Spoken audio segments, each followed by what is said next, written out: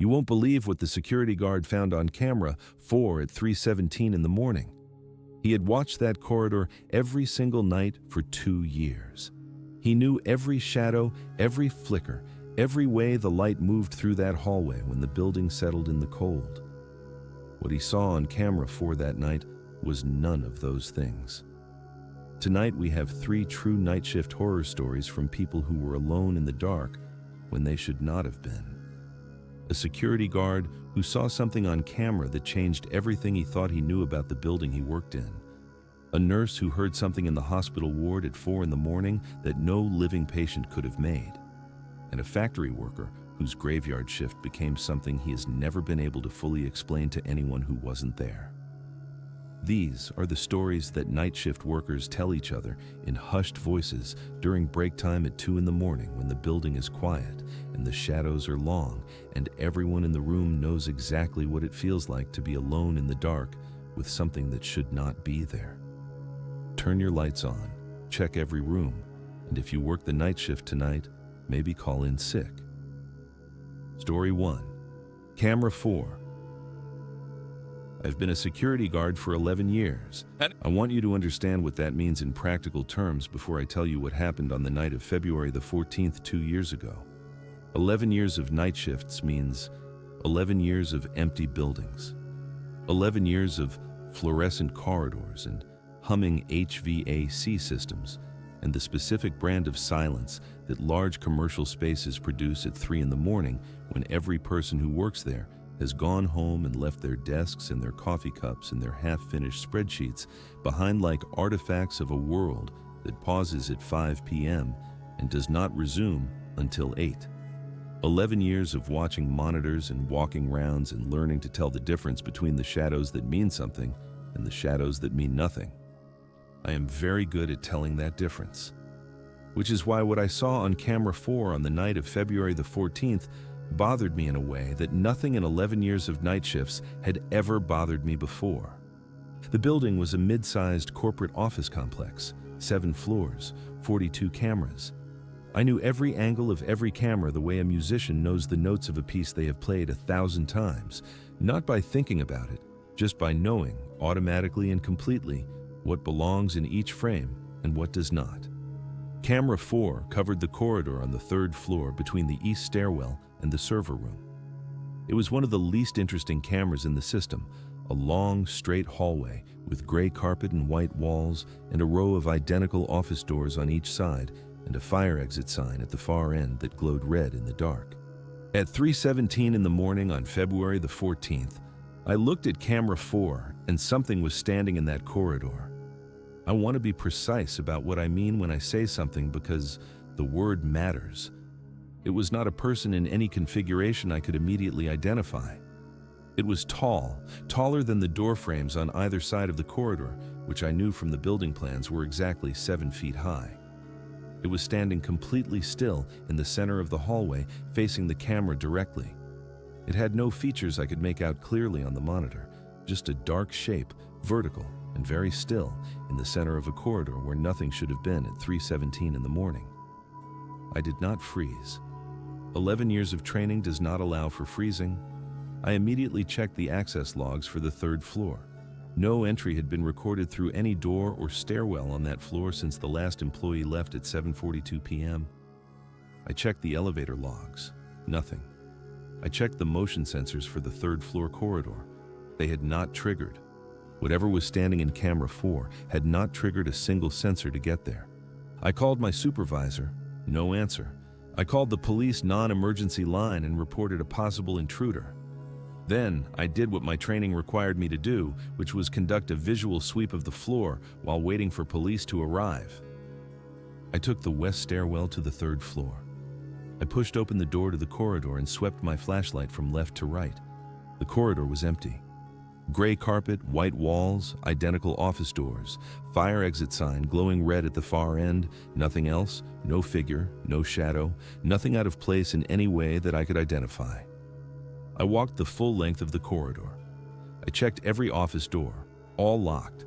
I checked the east stairwell, empty. I checked the server room, locked and undisturbed. I went back to the monitoring station and pulled up camera 4. The figure was still there. On the monitor, in the camera feed that was transmitting live from the corridor I had just walked through and found completely empty, the tall, dark shape was still standing in the center of the hallway facing the camera. I watched it for 11 minutes until the police arrived. When the officers went to the third floor, they found exactly what I had found: an empty corridor with no sign of any intruder and no explanation for how anyone could have entered or exited without triggering an access point or a motion sensor. One of the officers came back to the monitoring station and watched the camera feed with me for several minutes. He did not say anything for a long time. Then he asked me if the camera had ever done anything like this before. I told him it had not. He told me to flag it for the technical team in the morning and have the camera checked for faults. He left. I sat alone in the monitoring station until 6 a.m. when my shift ended and watched camera 4 for the entire remaining time. The figure did not move. At 6:03 a.m., 4 minutes after I had been relieved by the day shift guard, my replacement called me on my cell phone as I was walking to my car. He said, "Hey, whatever was on camera 4, it's gone now." I asked him what time it disappeared. He said, 6:01, 2 minutes after you left the building. The technical team checked camera 4 the following morning and found no fault, no glitch, no explanation for what had been recorded. The footage from that night is still in the system archives. I have watched it many times. It has not become less disturbing with repetition. I still work security. Different building now. I have never looked at a monitor the same way since. What do you think was standing in that corridor? And why do you think it waited until I left the building to disappear? The night shift strips away every comfort we use to convince ourselves that the dark is safe. The next story comes from someone who spent years caring for the dying and discovered that sometimes they are not quite ready to leave. Story 2. The ward at 4 a.m. I have been a nurse for 16 years. I have worked night shifts for 14 of those 16 years by choice. I want to be clear that it was always a choice, because I think some people assume that night shift workers are somehow assigned to the dark the way a punishment is assigned, that we drew the short straw and ended up in the quiet hours against our will. That is not true for me. I chose nights because I am better in the quiet, because the slower pace of a hospital at 3 in the morning suits the part of my brain that needs to think clearly under pressure, because I am good at being alone and comfortable with silence in a way that not everyone is. I am telling you this because I need you to understand that what I heard on the ward at 4 in the morning on a Tuesday in October was not the product of an overactive imagination or a mind made anxious by the dark. I am a person who is made calmer by the dark, not more fearful, which means that what I heard that night was real, and I knew it was real immediately. And I have spent 3 years since then trying to find an explanation that satisfies me. I have not found one. The ward was a palliative care unit. I will not describe the nature of palliative care in detail, because I think most people understand what it means. It is the place people come when the medical system has done everything it can do, and what remains is comfort and time and the particular grace of ending something that cannot be continued. I have worked that ward for 6 years. I have sat with many people in their final hours. I am not frightened by death in the way that some people are frightened by it. I have made a kind of peace with its presence, the way you make peace with anything you encounter regularly enough. On the night it happened, we had 11 patients on the ward. I knew each of them by name, by condition, by the particular sound of their breathing that you learn when you check on someone every hour through the night. That knowledge matters to what comes next. At 4 in the morning, I was at the nurses' station at the end of the corridor doing medication documentation. The ward was quiet in the specific way palliative wards are quiet at 4 a.m., not silent exactly, but deeply still. The kind of stillness that has weight and texture and that you learn to read the way a sailor reads water. I heard singing. Not loud, not the kind of sound that announces itself. A very soft, very low sound coming from the far end of the corridor, from the direction of room 11, which was at that time unoccupied. We had lost the patient, who had been in room 11 3 days earlier, and the room had been cleaned and prepared, but not yet assigned to a new patient. It was empty. I sat very still at the nurse's station and listened. It was a voice, clearly a human voice, singing something I did not recognize, a melody I had never heard, slow and repetitive, the kind of tune that feels very old in a way that is difficult to explain but immediately felt. And it was coming from an empty room at the end of a locked ward at 4 a.m. I checked the ward log. No one had entered or exited through the main doors since 11 p.m. The fire exit at the far end of the corridor was alarmed and had not been triggered. There was no way for anyone to be in room 11. I walked to the end of the corridor. The singing stopped when I was approximately 4 feet from the door to room 11. Not gradually. Not the way a person stops singing when they hear someone approach and trails off mid-note. It stopped completely and instantly, between one breath and the next, as if it had been switched off. I opened the door to room 11. Empty, bed made, chair in the corner, window closed. The room was completely undisturbed and completely silent, and smelled of the specific cleaning products we used on that ward, and nothing else. I stood in the doorway for a long time. Then I heard it again.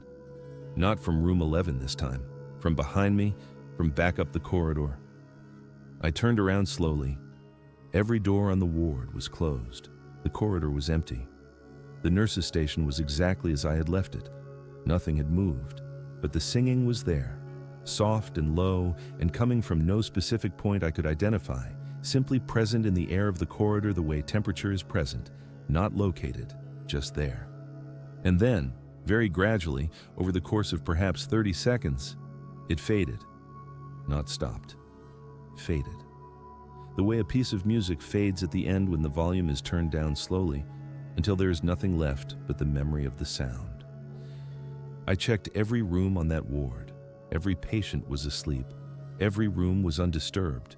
I did not tell anyone what I heard that night for almost a year. When I finally told a colleague who had worked that ward longer than I had, she was quiet for a moment, and then she said, "Which room were you near when it started?" I told her room 11. She nodded slowly and said, "That makes sense." I asked her what she meant. She said, "The woman who was in room 11, before the patient we just lost, she used to sing to herself at night. Old songs. Nobody recognized them. She passed about 8 months ago." She picked up her coffee and went back to her documentation and did not mention it again. I've thought about those words every single night shift since. What do you think I heard in that corridor? And do you think the woman in room 11 ever really left? One more story, the darkest one, from a place where the machines never stop and the night never quite ends. Story 3, the factory floor. I worked the graveyard shift at a manufacturing plant for 3 years. I'm going to be specific about the kind of plant, because the specificity matters to the story. It was a metal fabrication facility, the kind of place that runs 24 hours, because the machines are too expensive to cool down and restart, and because there is always an order to fill, and always a deadline, and always someone somewhere in the supply chain waiting for what comes off that floor. It was loud during the day shift, and loud during the swing shift, and loud during my shift too, a specific industrial loud that you stop hearing after the first few weeks, the way you stop hearing traffic if you live near a highway. The machines become the silence. There were 4 of us on the graveyard shift. Myself, a man named Pete, who had worked that floor for 20 years, a younger guy named Darnell, who was saving money for college, and a woman named Rosa, who ran the quality control station at the far end of the floor, and who I never saw eat anything except vending machine crackers at 2 a.m. We worked well together the way people work well together when they share the specific bond of the graveyard shift, a bond that has nothing to do with friendship exactly, and everything to do with the shared experience of being awake and working while the rest of the world sleeps. You know things about graveyard shift people that you do not know about day shift people. You know how they are at 3 a.m. when the shift is at its longest and the tiredness is deepest, and whatever a person truly is comes to the surface. The thing started happening about 8 months into my time there. It started with Pete. Pete was not a superstitious man. He was the least superstitious person I have ever known. A practical, mechanical, entirely grounded man who talked about machines the way other people talk about old friends, and who had, in 20 years on that floor, seen every malfunction and every accident and every strange thing an industrial facility can produce, and had explained every single one of them rationally and correctly. Pete did not believe in things that could not be explained, which is why it mattered when Pete started talking about the man on the catwalk. The catwalk was a metal walkway that ran along the wall about 15 feet above the factory floor, used for maintenance access to the overhead machinery. It was not supposed to be accessed during operating hours for safety reasons, and it was always locked. During the day shift, it was occasionally used by maintenance workers, but during the graveyard shift, it sat empty and locked above us every night. Pete said he had started seeing someone up there. Not every night, maybe 2 or 3 times a week. A figure standing at the railing of the catwalk and looking down at the factory floor.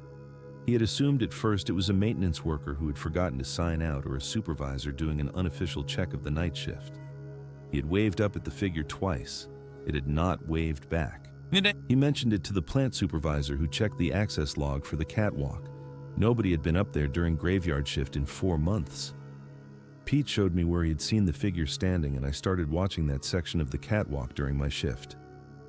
3 weeks after Pete told me about it, I saw it myself. It was 2:40 in the morning. The floor was running normally, all machines operating, the 4 of us at our stations. I looked up at the catwalk the way I'd started doing automatically every 20 minutes or so, and there was a figure standing at the railing. Dark clothing, standing completely still, looking down at the floor. I grabbed Pete's arm and pointed. He looked up immediately, and I watched his face, and I saw him go very still in the specific way he went still when something did not compute. He said, "That's where I see it." We watched it for approximately 90 seconds.